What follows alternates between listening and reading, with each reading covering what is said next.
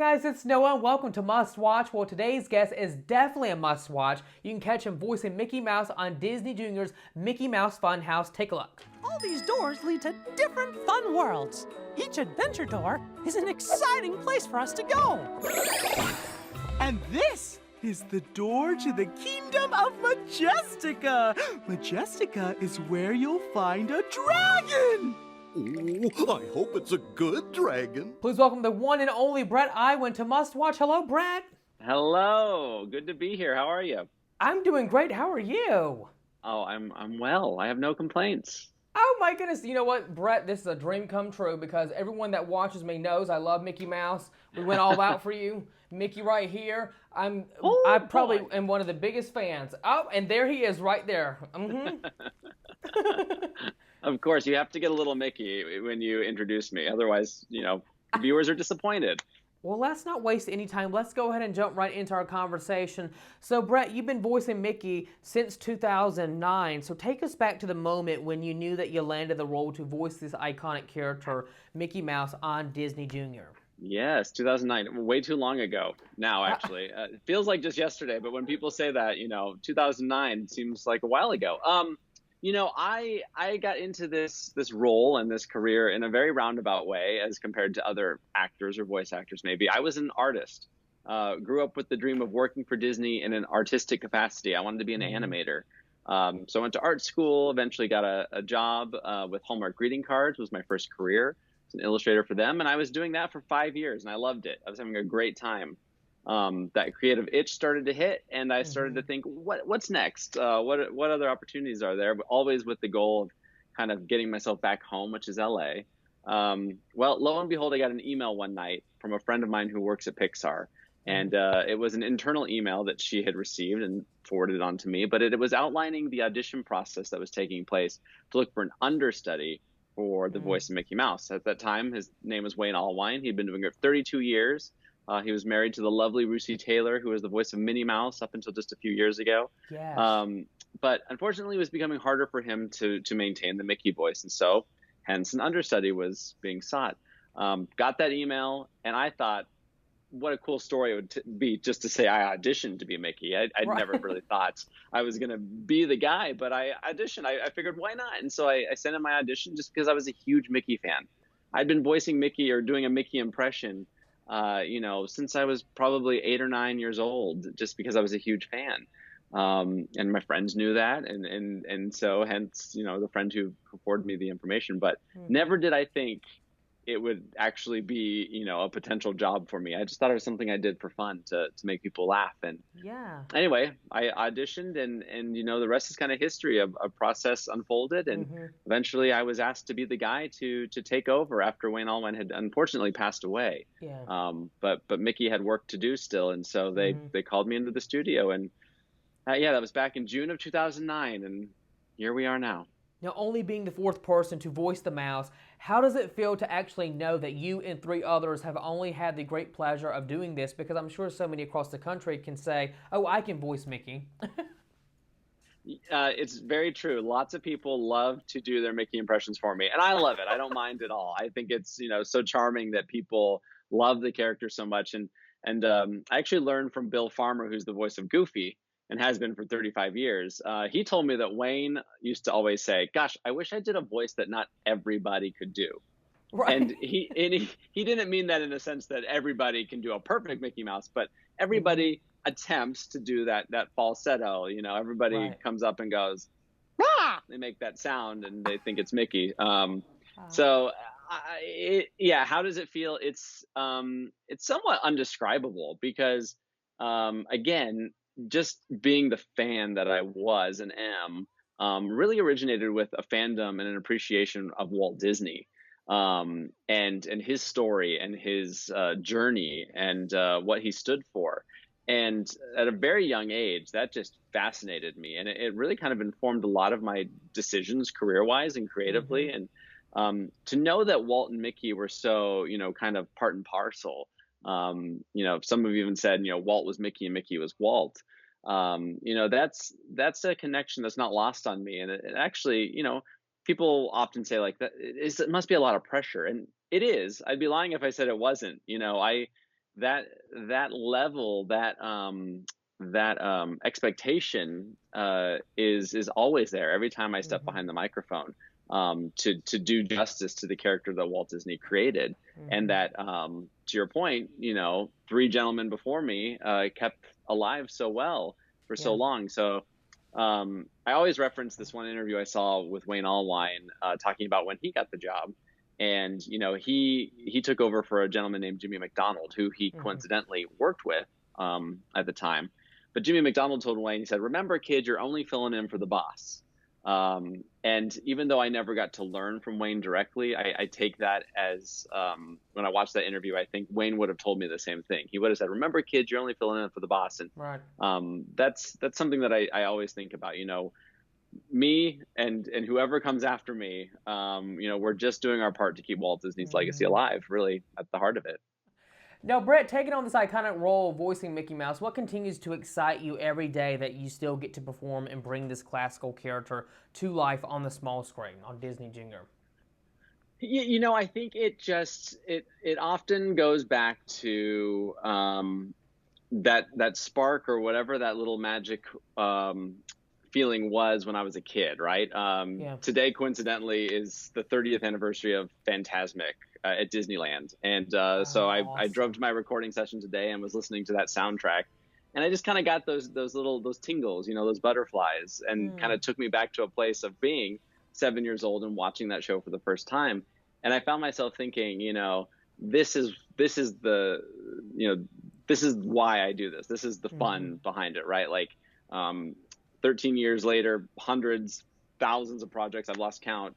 It's still, I'm so grounded by that magical feeling, which was the inspiration for creativity, the encouragement and the permission to dream, and that creative drive. And so, yeah, I do it because of what I experienced, with the hopes that I will bring that to a new audience, a new generation. Now, Bret, do you ever sit in front of the TV and watch some of the episodes of the Mickey Mouse Clubhouse or the Funhouse? This little lovable guy right here. I'd be lying if I said no. You can ask my husband. There's been plenty of times when he's walked in and I'm Saturday morning watching Mickey Mouse Funhouse, because I'm like, come on, I want to see how it turned out. Yeah, why not? I have to. Now, Bret, what is the most common question or phrase that you always get asked when someone comes up to you, or they notice you out in public, or realize that you are the voice of the mouse? Oh, man. Well, if it's somebody who's a little bit more on the brash side, they might just say, "Talk like him. Say something like Mickey," which is a lot of pressure. You're just very demanding. Yeah. Hiya, pal. So I get that a lot. And then I guess the most common question is, what does it feel like to be the voice of Mickey Mouse? Or, do they just give you whatever you want? Can you just go to Disneyland whenever you want? And the answer to that is no. They don't give me whatever I want.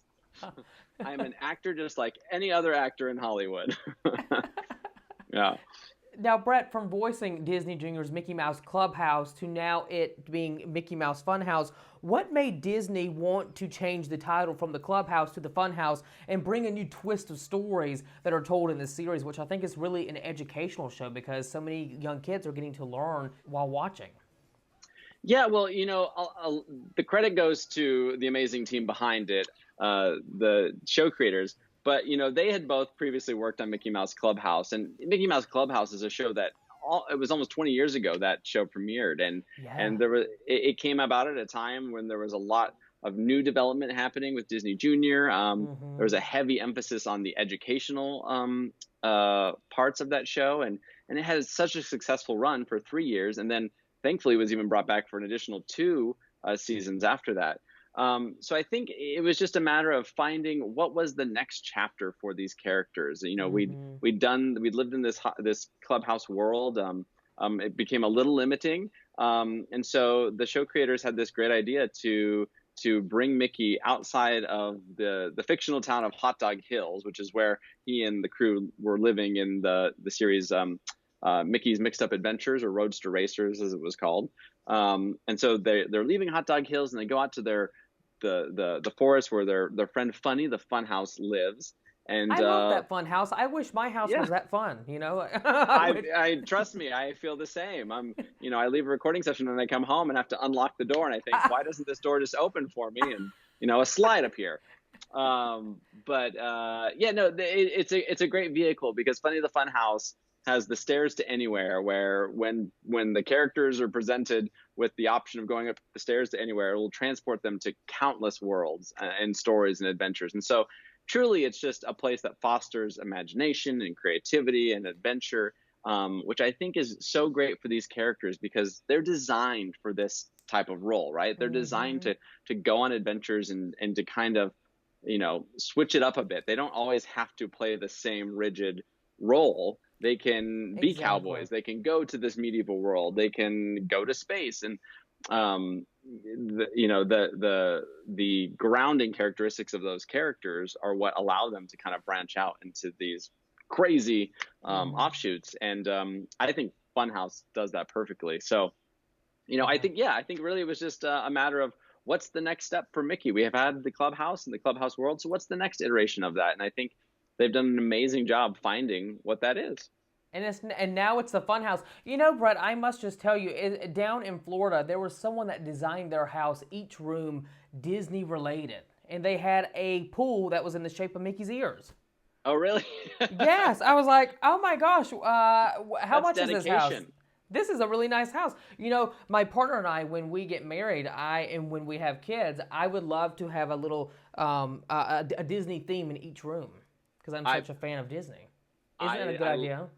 I think it's a great idea. I fully endorse that. I love that. people actually come to my house and they expect that it's just going to be Mickey everywhere. To be all decked out in Mickey in each room. To be all decked out in Mickey. And I have a much more subtle style when it comes to Mickey. Trust me, I have plenty of Mickey items and artwork and statues and whatnot. But I kind of curate them. They come in and out every once in a while.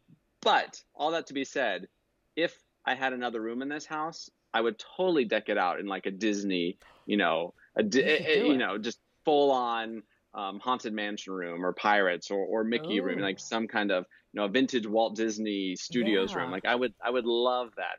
I don't have the space. So, but yeah, ask any of my friends, they'll tell you there's plenty of Disney design touches in my home. Even if it's not mouse ears per se, it's the theming and the storytelling is something that's very big for me. So yeah.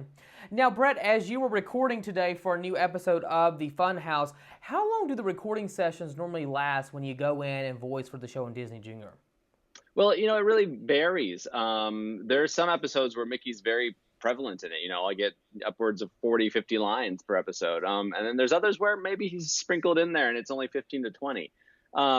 But on average, I'd say it probably takes us about an hour and a half to do 2 or 3 episodes.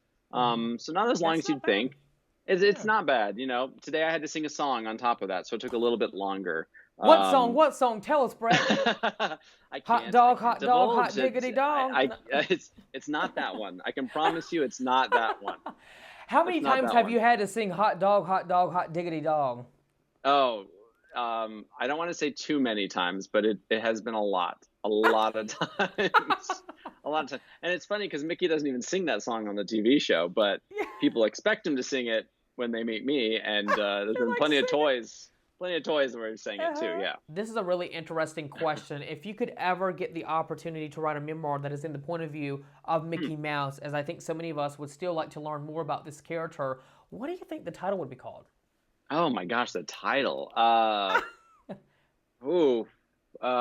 That's a tough question. It'd be like In the Shadow of the Ears, or Mickey Mouse Through the Ears. It'd be some kind of ear pun. I feel like he's very aware of his ears, and Mickey likes his puns.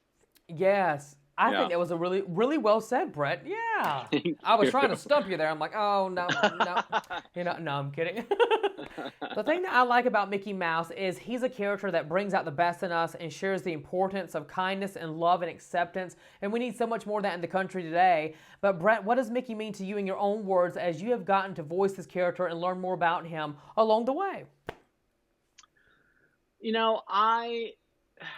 I always go back to the characteristic of Mickey that he is tried and true. He's consistent. He's the leader of the club. He's steadfast. He's reliable.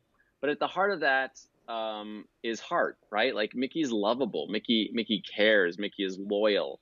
And so, I think Walt Disney said it perfectly when he said he's, a little personality assigned to the purpose of laughter. He was never meant to be politicized or, assigned to any contemporary theme of the day. Like he's just supposed to be that consistent thread of happiness that we can all rely on. And so in terms of how I think about him, that's the little Mickey that bounces around my head, right? And that's the Mickey I hope to portray to anyone who's listening or watching him. Well, Bret Iwan, he is definitely a must-watch. You guys be sure to catch the first season of Disney Junior's Mickey Mouse Funhouse, now playing on the network. Bret, we cannot let you go without doing a little Mickey for us, so take it away. Oh, of course. I'd be remiss not to. Well, thanks, everybody. I hope to see you real soon. Oh, my goodness. Bret Iwan. Oh, my goodness. He's winning because he's Mickey Mouse right here. Bret Iwan. Yes, that's right. You take care and have a great day, my friend. Thank you. You as well.